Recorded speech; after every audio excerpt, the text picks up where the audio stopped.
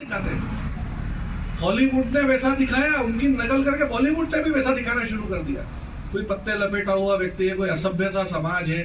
अंग्रेजों ने कह दिया कि भैया सिविलाइज्ड वो है जो अंग्रेजी पढ़े लिखे है, बाकी सब तो असभ्य है। तो सारा जनजातीय समाज असभ्य हो गया।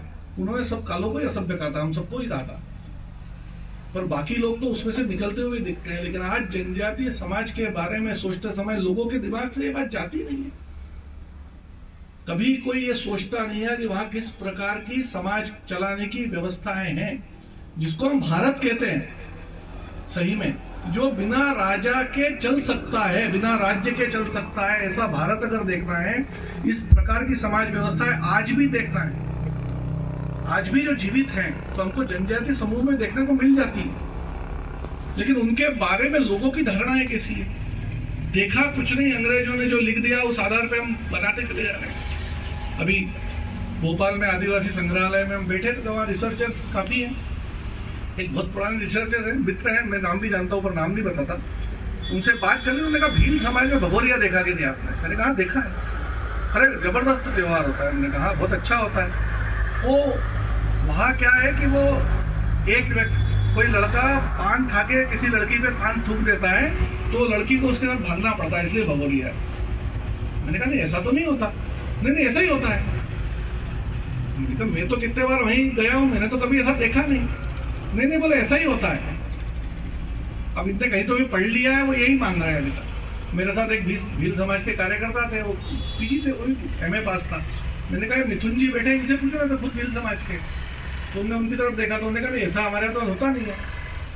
नहीं पहले होता होगा इसलिए ऐसा लिखा है। पहले भी हमने भी अपने दादाजी वगैरह से पूछ लिया, कभी भी ऐसा नहीं हुआ है। और हम हर बार प्रचार करते हैं, पेपर वालों को जाके बोलते हैं, डराते हैं कि हमारे बारे में ऐसा मत लिखा करो, तो भी पेपर वाले लिखते रहते हैं। बोले टाइम्स ऑफ इंडिया का एक बोले पत्रकार आया, उसको हमने घुमाया भगोरिया के, पहले सब वरिष्ठों से बात कराई, समाज के लोगों से बात कराई, सब सुन के गया। और जाके जब लिखा तो उसने भगोरिया को फिर प्रणय पर्व लिख दिया, जबकि प्रणय जैसा कुछ उसमें है ही नहीं। पर उस भगोरिया को देखने जब जाते हैं, मैं भगोरिया का बता रहा हूँ, आपके क्षेत्र में सब दूर ऐसे कार्यक्रम होते हैं। युवा आते हैं, युवतियां आती हैं, समाज के बुजुर्ग भी रहते हैं, हजारों की संख्या में रहते हैं। युवतियां सज धज के रहती हैं, नए कपड़े पहन के रहती हैं, सौंदर्य प्रसाधन के सारा सज धज के आती है पूरी। लेकिन वहां पुलिस की आवश्यकता नहीं पड़ती। किसी युवती को असुरक्षा लगती नहीं, इसलिए वो इतनी आराम से आ पाती है, इतने अच्छे से घूम पाती है। ऐसा क्यों होता है? तो समाज में व्यवस्थाएं हैं, और उतना अनुशासित समाज है, उसको अनुशासन में रहने की आदत है। पर इतने अच्छे समाज के बारे में धारणा क्या है? इमेज कैसी है? इमेज इसके ठीक उल्टी है। लोगों में जनजातीय समुदाय इमेज उल्टी है, इसलिए बाहर का व्यक्ति देखने जाता है तो वो देख ही नहीं पाता कभी इस बात को, वो कुछ और ही देखता रहता है। इमेज कुछ और बनी है। तो वास्तव में इस इमेज को दूर करने के लिए जनजातीय समुदायों से ही छात्र छात्राओं को इन बारे में शोध करना पड़ेगा आगे जाके। और इसलिए जनजातीय आयोग ने इस बार विचार किया कि शुरुआत कहां से करना। तो शुरुआत यहां से करना कि उनके मन में अपने महापुरुषों के प्रति गौरव का भाव आए। 101 विश्वविद्यालयों में जब हम लोग गए और हमने कार्यक्रम किया और लोगों से बातचीत की, तो सब दूर लोगों ने कहा कि कुछ बातें कॉमन थी। उसमें से एक बात यह भी कॉमन थी कि जो जनजातीय विद्यार्थी हमारे विश्वविद्यालय में आ रहा है, वो थोड़ा इंफीरिटी महसूस करता है, हीन भावना से ग्रसित रहता है। थोड़ा क्यों ग्रसित रहता है? एक राजपूत अपने आप को राजपूत बताने में क्यों गर्व महसूस करता है? तो उसको शायद राणा प्रताप याद आते होंगे। तो हमको रानी दुर्गावती याद क्यों नहीं आती? और वो राणा प्रताप के सामने जब संकट आया तो कौन साथ दिया? अकबर के सामने तो सारे राजाओं ने अपनी पगड़ियां रख दी थी। लड़े पूरे देश में केवल 2 लोग, एक राणा प्रताप और एक रानी दुर्गावती। इसके अलावा कोई नहीं लड़ा, सभी झुक गए। अकबर का संदेश जब राणा प्रताप को आया तो राणा प्रताप नहीं माने। आक्रमण में उनको उदयपुर भी छोड़ना पड़ा, चित्तौड़ भी छोड़ना पड़ा। थक हार के सारे लोग उनका साथ छोड़ के जा रहे थे। जंगल में जब गए तो उनके भाई शक्ति सिंह ने भी साथ छोड़ दिया। इस कठिन परिस्थिति में जंगल में चट्टान पे बिठा के राणा पुंजा भील ने राणा प्रताप का राज तिलक किया। राणा चिंता मत करो, हम साथ हैं। कौन था साथ? तो 7 भीलों की सेना लड़ी हल्दी घाटी के युद्ध में। तो हल्दी घाटी के युद्ध का जब हम वर्णन पढ़ते हैं कि मुगलिया सेना के सामने जब भीलों की सेना खड़ी हुई और तीर कमान चले, तो हल्दी घाटी से लेके बनास नदी के उस किनारे तक पूरी मुगल सेना को धकेल दिया भीलों ने। वर्णन पढ़ते हैं कि राणा प्रताप को युद्ध भूमि छोड़ के जाना पड़ा। चेतक का एक पैर कट गया बीच युद्ध में। राणा प्रताप ने युद्ध भूमि छोड़ दी, लेकिन हल्दी घाटी का युद्ध हारे नहीं। यही पढ़ते हैं, अनिर्णय रहा। क्यों रहा? क्योंकि राणा पुंजा भील के नेतृत्व में भील लड़ रहे थे। राणा प्रताप इस बात को जानते थे। उन्होंने कहा, पुंजा आज तक तुम पुंजा भील थे, आज से राणा पुंजा भील रहोगे तुम। मेवाड़ के राज्य चिन्ह पे आज भी हम देखते हैं कि एक तरफ राजपूत है, एक तरफ भील है, बीच में शेर है। मेवाड़ भीलों को समझ गया था कि अगर मुगलों से मुकाबला हम कर पा रहे हैं, अपनी बेटियां मुगलों को नहीं देने का धर्म हम निभा पा रहे हैं, तो इसके पीछे भील है। दूसरी लड़ने वाली रानी दुर्गावती थी, वो तो स्वयं ही गोंड रानी थी। लगभग 11 वर्ष का अपने पति दलपत शाह की मृत्यु के बाद रानी राज्य चला रही थी गोंडवाना पे। कितना प्रजावत्सल और न्यायप्रिय राज्य था रानी दुर्गावती का, यह पढ़ने के लिए मिलता नहीं है। जरूर इसके ऊपर पढ़ना चाहिए, इसके ऊपर रिसर्च होना चाहिए। कैसी थी रानी दुर्गावती, जो स्वयं शेरशाह सूरी के मौत का कारण बनी 18 वर्ष की उम्र में। शेरशाह सूरी जो मुगलों को परास्त करके पूरे भारत पे राज्य कर चुका था, इसने जब कलिंजर पे आक्रमण किया है, तो कीरत कलिंजर के जो राजा थे रानी दुर्गावती के पिताजी, उनका तो उस युद्ध में मृत्यु हो गई थी। पर रानी दुर्गावती ने नेतृत्व अपने हाथ में लिया। उस समय उनकी उम्र 17.5-18 वर्ष की थी और शेरशाह सूरी मारा गया। इसी रानी दुर्गावती दलपत शाह की मृत्यु के बाद जब राज्य चला रही थी, तो लगभग 40 वर्ष की इस विधवा रानी के सामने भी तो यह प्रस्ताव आया अकबर का कि गोंडवाना के जंगल और पहाड़ों में तो हमको राज्य करने में कोई इंटरेस्ट नहीं है, हम तो गंगा यमुना के मैदानों में राज्य करते हैं, पर आप केवल अधीनता स्वीकार कर लो, रानी आप ही रहोगे। अकबर के इस प्रस्ताव को न मानने वाली केवल रानी दुर्गावती ही थी। विदेशियों के सामने झुकेंगे नहीं, भले ही मर जाएंगे, वीर गति को प्राप्त कर जाएंगे। क्या ये गोंड समाज के लिए गर्व करने लायक बात नहीं है कि देश में कोई लड़ने को तैयार नहीं था, तो गोंड रानी दुर्गावती लड़ी, झुकी नहीं। कई बार मालवा के बाज बहादुर को युद्ध भूमि में धूल चटा चुकी रानी अकबर से लड़ी, और लड़ते लड़ते जब ऐसा हो गया कि अब लड़ना मुश्किल है, तो स्वयं ही खंजर भोग के वीर गति को प्राप्त हो। पर क्या इस रानी के बारे में हम पढ़ पाते हैं? क्या रानी दुर्गावती की जय करते समय इस पूरी इतिहास हमारे आंखों के सामने आता है? ध्यान में आता है कि नहीं आता, पढ़ाया नहीं जाता। कभी रानी दुर्गावती को पढ़ाया नहीं, कभी किसी ने लिखा नहीं, इसलिए कोई फिल्म बनी नहीं। शायद रानी लक्ष्मीबाई के ऊपर फिल्म बनी तो लोगों ने लक्ष्मीबाई को जान लिया कि झांसी की रानी थी, या कोई कविता लिख दी कि खूब लली मर्दानी, वो तो झांसी वाली रानी थी। रानी दुर्गावती को का इतिहास अभी भी इस बात के लिए बाट जोह रहा है कि शायद कोई कवि होंगे, शायद कोई लेखक होगा जो लिखेगा, शायद कोई फिल्मकार होगा जो इस इतने बड़े जीवन के ऊपर कोई फिल्म बना देगा। आम जन तक जा सकता है इतिहास। 1857 की क्रांति के बाद तो एकदम निराशा का काल आ गया, क्रांति असफल हो गई, अंग्रेजी प्रत्यक्ष राज्य आ गया, भयंकर क्रूर तरीकों से दमन हुआ क्रांतिकारियों का, निराशा आ गई। कितनी निराशा आई? तो कांग्रेस की स्थापना स्वयं अंग्रेजों ने की, देवजोन ने। और कांग्रेस के जो प्रारंभिक नेता थे वो ये चाहते थे कि अंग्रेजों का राज्य अमर रहे। कांग्रेस की बुराई नहीं कर रहा मैं, कांग्रेस की शुरुआत जो थी वो ऐसी थी, बाद में ये राष्ट्रीय आंदोलन में बदल गई, हम इतिहास में पढ़ते हैं। परंतु मैं काल को बता रहा हूं। 1885 में कांग्रेस की स्थापना हुई, तो 1895 तक के जो शुरू के 8-10 अधिवेशन है, इन अधिवेशनों की शुरुआत महारानी विक्टोरिया की जय और अंग्रेजी राज्य अमर रहे इन नारों के साथ होती थी। कितना निराशा होगी देश में। पर ऐसे समय पर भगवान बिरसा मुंडा हुए। जब कांग्रेस महारानी विक्टोरिया की जय लगा रही थी, तब भगवान बिरसा मुंडा अंग्रेजों से संघर्ष कर रहे थे। हम जानते हैं 1875 में उनका जन्म है 15 नवंबर को, और 24 साल और 9 महीने के जीवन ही उनको प्राप्त हुआ। लगभग 25 साल भी उन्होंने पूरे नहीं किए, पर जीवन कितना जबरदस्त था। तो भगवान बिरसा मुंडा ने जनजातीय समाज की जितने प्रकार की ज्ञान परंपराएं, जितने प्रकार की आध्यात्मिक परंपराएं, सब उनके जीवन में दिखती है। शुरुआत तो कक्षा 10 में जब वो पहुंच गए, तब मुंडा सरदारों की जमीन अंग्रेज अधिकारी हथिया रहे थे, उनको विस्थापित कर रहे थे। तब उन्होंने अंग्रेजों को ये कह दिया स्कूल में कि नहीं, मुंडा सरदार ठीक कह रहे हैं, उनकी जमीनों को क्यों हथियाया जा रहा है, उनको क्यों विस्थापित किया जा रहा है। इस बात को लेकर उनको स्कूल से निकाल दिया गया। लेकिन स्कूल से निकल के बिरसा रुके नहीं। बिरसा वापस जंगल में गए, अपने परंपरागत ज्ञान को प्राप्त किया, जड़ी बूटियों के ज्ञान को प्राप्त किया, मंत्र तंत्र के ज्ञान को प्राप्त किया, बाकी पुस्तकों का अध्ययन किया। बिरसाइयत पंथ की स्थापना की, लोगों को इकट्ठा करना शुरू किया, लोगों को उपदेश करने लगे, लोगों की सेवा करने लगे, जो बीमार थे उनको ठीक करने लगे। आसपास के मुंडा लोग उनको भगवान कहने लगे।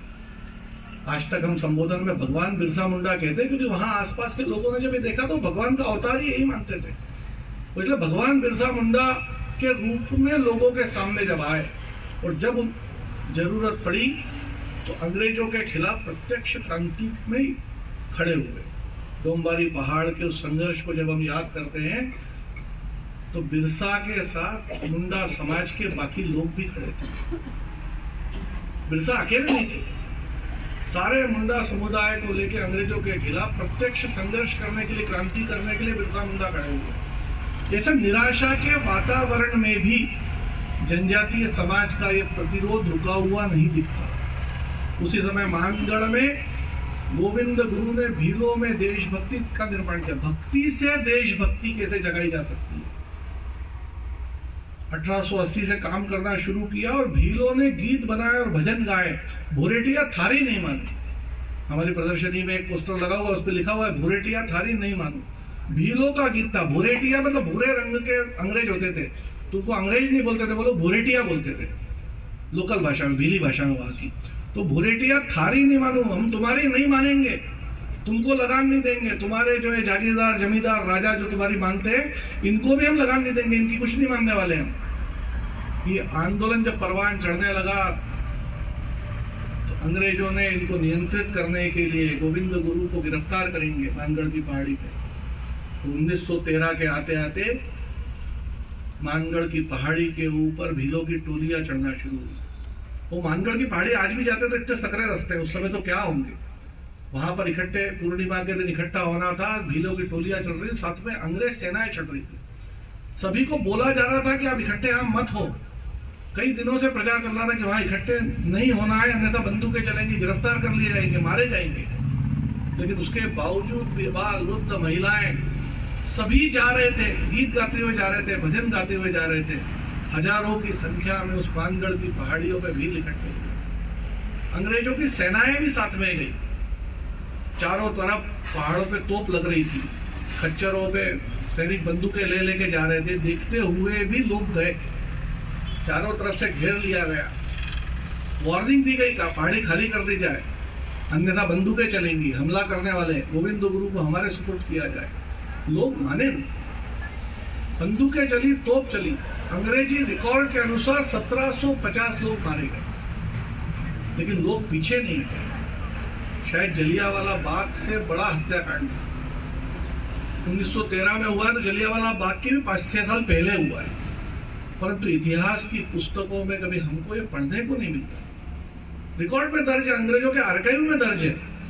शायद कोई रिसर्चर जाएगा, उसके ऊपर ठीक से रिसर्च करेगा, तो वो पुस्तक का हिस्सा भी बन सकता है। जलियांवाला बाग को जब हम पढ़ते हैं तो हमको ध्यान में आता है कि अंग्रेज कितने क्रूर थे। सब दरवाजे बंद कर दिए, चारों तरफ दीवारें थी, महिलाएं बच्चे अंदर थे, बिना वार्निंग के गोलियां चला दी। तो अंग्रेजों की क्रूरता, अंग्रेजों की नृशंसता जलियांवाला बाग को देख के हम याद करते हैं। पर मानगढ़ में तो वार्निंग भी दे दी थी। मानगढ़ में तो लोगों को बताया गया था जाना मत, गोलियां चलेंगी। गोलियां चलने के पहले भागने के सारे रास्ते खुले, तो पहाड़ी थी, वहां कोई दीवारें नहीं थी, लेकिन कोई भागा नहीं, सबने सीने पे गोलियां खाई। तो वास्तव में मानगढ़ का ये क्षेत्र जो है, ये आंदोलन जो है, वो भीलों की वीरता, भीलों की देशभक्ति, भीलों के स्वाभिमान को याद दिलाता है। देश का कौन सा हिस्सा था जहां जनजातीय समाज इस प्रकार का संघर्ष नहीं कर रहा था? सुदूर नॉर्थ ईस्ट में, नागालैंड में जादोनांग खड़े हुए 1931 में जंगल सत्याग्रह करने के लिए। हेपाऊ जादोनांग ने जब सत्याग्रह किया, उनको पकड़ के फांसी दे दी गई, तो उनकी बहन मात्र 14 वर्ष की रानी गाइडेनल्यू, 14 वर्ष की गाइडेनल्यू मणिपुर के उस राज्य में 4000 नागाओं की फौज लेकर अंग्रेजों से दी। 1.5 वर्ष बाद उसको गिरफ्तार किया गया और ये 16 साल की लड़की को कम से कम 20 वर्ष कारावास में रहना पड़ा। आजादी के बाद भी वो सामाजिक कामों में सक्रिय रही। ये रानी पद्म विभूषण हो गई, पर आज भी रानी गाइडेनल्यू को लोग जानते कितने हैं? तो वास्तव में सारा इतिहास आज की युवा पीढ़ी को अपने आदिवासी होने का, अपने जनजातीय होने का गौरव दिला सकता है। और इसलिए जनजाति आयोग ने यह सोचा कि आजादी के इस 75वें वर्ष में, इस अमृत महोत्सव में, ऐसे विश्वविद्यालयों में, ऐसे महाविद्यालयों में जहां बड़ी संख्या में जनजातीय छात्र पढ़ते हैं, उनके बीच में कार्यक्रम किया जाए और वहां पर जनजातीय समाज के इस संघर्ष को लोगों को याद दिलाया जाए, बताया जाए। ये बताया नहीं जा सकता 45 मिनट में। मेरे को 45 मिनट का समय दिया है, हो गया? ये बताया नहीं जा सकता। सब लोग सोच रहे हैं कि एक एक करके नाम आते जा रहे हैं, कितनी देर चलेगा वो।